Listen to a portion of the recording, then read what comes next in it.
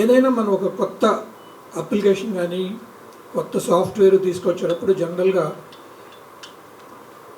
దాన్ని ఒక పైలట్ ప్రాజెక్ట్గా ఒక ఏరియాలో టెస్ట్ చేసి అక్కడ మళ్ళీ ఏమైనా ప్రాబ్లమ్స్ వస్తే అవన్నీ అడ్రస్ చేసిన తర్వాత దాన్ని స్టేట్ మొత్తం ఇంప్లిమెంట్ చేస్తే ప్రాబ్లం ఉండదు. అంతవరకు పాత సిస్టమ్ రన్ అవుతుంది కాబట్టి ఇష్యూస్ లేకుండా ప్రాబ్లం సాల్వ్ అవుతుంది. అలా కాకుండా ధరణి స్టేట్ మొత్తం తీసుకొచ్చారు. బట్ భూభారతి అనేది రైట్ఫుల్గా పైలట్ ప్రాజెక్ట్గా ఇప్పుడు 3 డిస్ట్రిక్ట్లో టెస్ట్ చేస్తున్నారు.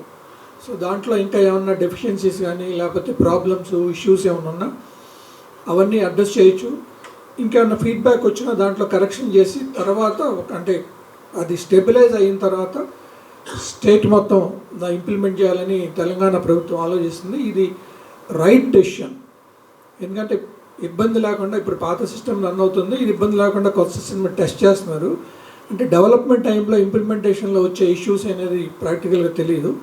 సో అది రైట్ఫుల్గా తెలంగాణ గవర్నమెంట్ పైలట్ ప్రాజెక్ట్గా ఇప్పుడు 2-3 జిల్లాల్లో టెస్ట్ చేస్తున్నారు.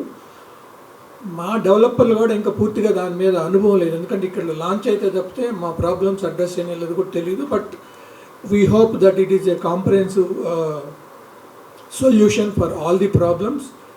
ఏమన్నా ఉన్నా కూడా వాళ్ళు మళ్ళీ ఇమీడియట్గా అడ్రస్ చేస్తామని చెప్తున్నారు. So on behalf of NAREDCO Telangana, we wish to compliment government of Telangana to bring out a comprehensive solution for the issues faced by lakhs of people across Telangana.